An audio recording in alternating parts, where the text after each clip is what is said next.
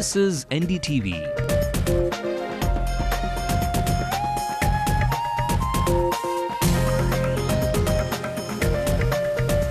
And you're watching NDTV Hindu.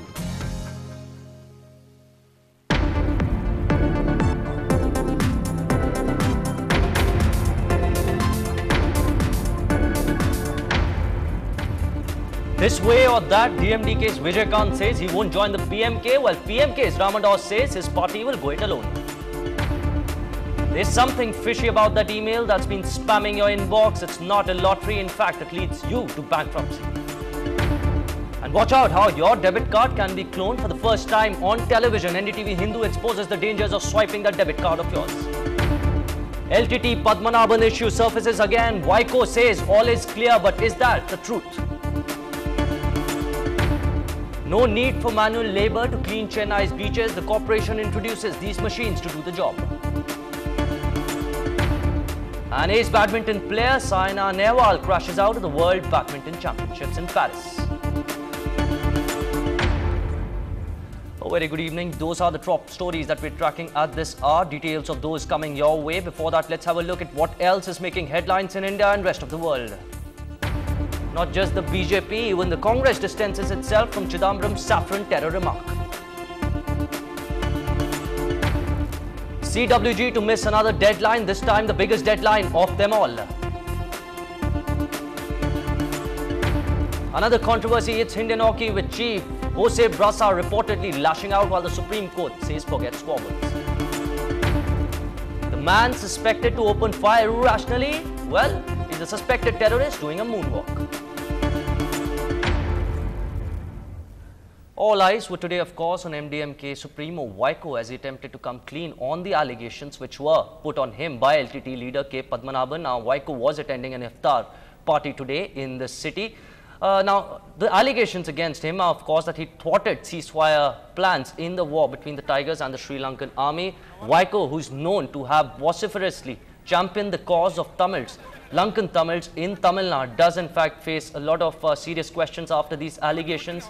Though most of his clarifications have been to websites till now, of course, and newspapers, television crews, of course, have been bereft of a response for him.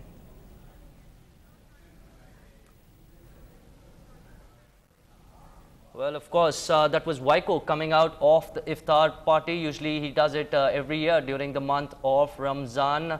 Reporters were there, of course, not a norm with him to speak to reporters during iftar party. But of course, the level of allegations against him by Padmanabhan appear to be serious. There have been clarifications coming to and fro on the internet, but of course, a clarification is yet expected on national television for him on an issue which, of course, would have a major impact on the upcoming elections.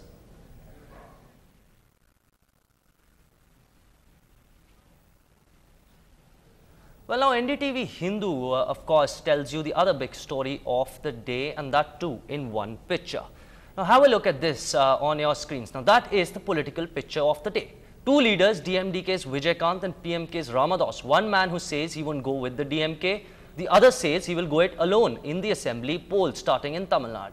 But several political interests, though, have seemed to have come into conflict. The DMDK's chief is the first man, of course, who we start with, has said that joining the DMK in an alliance is out of the question. At Villupuram in a party function, the actor turned leader ruled out any chances of allying with the ruling DMK. Now, this comes just days after he said he won't ally with Jayalalitha as well. However, the stunning part of his speech today was the fact that he said he would forge an alliance with whoever the people chooses. Now, if you're wondering who else would it be apart from the DMK and AIADMK, well, Vijaykanth seems to be knowing the answer, but seems to be publicly denying it. Let's listen into, of course, that contradictory statement coming into you.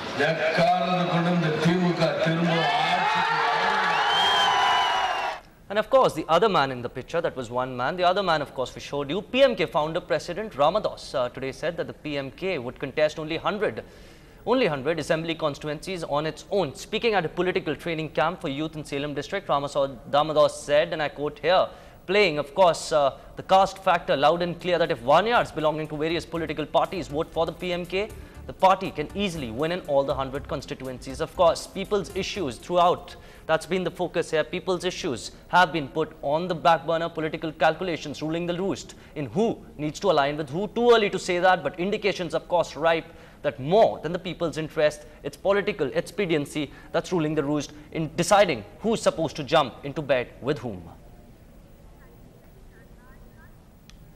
Now, when you swipe your debit card, you may be clueless of what can befall on you. You can be conned and your card can be cloned. NDTV Hindu decided to expose this for the first time in Indian television history, how debit card cloning can assume threatening proportions. This report, let's just remind you, is being broadcast in public interest.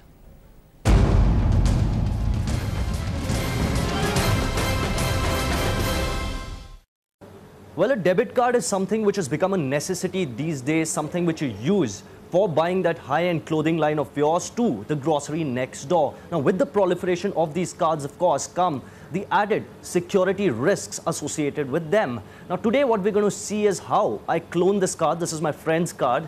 I'm going to clone this card on a blank card which you can ship from anywhere in the world. And to help us understand how this security threat can affect you is going to be Vinod, who of course works with InfoSec. He's an ethical hacker and one of the best known, in fact, security experts in the IT field. So Vinod, how do we go about this? Thank you, Manish.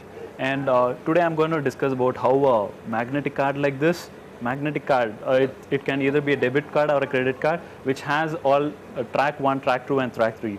All I'm going to do is copy a credit or debit card to another card, which is a dummy card and has nothing more than, but it's being empty. Right? All it has is again track 1, track 2 and track 3. And how do you go about this? Yeah, what do you need for this? For doing this, all I need is a card reader writer as well as a laptop. That's it. A card reader writer and a laptop is all that you need for this. That's it. We are set. So which means anyone exactly can do this in their home. Exactly, which can be portable and it can even become a pocket size with time. So are we ready? We are doing. Please do not try this at home. In this report being broadcast in public interest, watch this card reading machine which reads the magnetic tape on your debit card. The software already loaded on the computer. One swipe and the information on the magnetic tape is loaded on the computer. Once the data from the original card is loaded, the blank card is inserted. Just like you copy a CD or a DVD through a writer on your computer, the information of the original card gets copied on the blank card.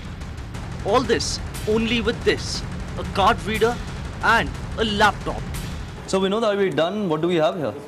Now we have an exact same copy of this card to this. So what do you mean to say we can typically use this card in all the places where you can typically use this card. So can I try it out? Yeah, making a payment out of that? Yeah, please do. Do I really need that? You do not need this card anymore. So I can make a payment for whatever I have with this. So let's try it out. So here we are already. This is the card that I actually copied, and let's see if this actually works. So does this really work? Shockingly, it does. The payment is accepted. The con job is done. The clone works. India has reasons to worry. The number of debit card users in the country has shot up to an astounding 150 million. In the West, cheating this way is quite common, with even waiters at coffee houses with swiping machines on the lookout for inattentive customers. So how can you be safe? People need to be aware on what exactly they are doing. Then they need to make sure when they give their credit card or a debit card to a vendor for swiping it, they or he must be very clear on giving the card, and the vicinity of the person who takes the card should be within his eyes, right? He should not lose the vicinity of the person who is going to swipe the card. And more importantly, you need to check your credit card or debit card statements regularly and make sure that your accounts are not debited with any money or so. Movie theaters, pizza outlets, malls, even online shopping. One bad transaction can ruin you. NDTV Hindu has brought out this report in public interest so that you can be safe from elements who can take you for a ride with just one swipe. One swipe that can change your life for the worse. Sai Manish for NDTV Hindu. From one tech story to another that might really concern you. Now, do you often receive suspicious emails? Something like you've just won a lottery?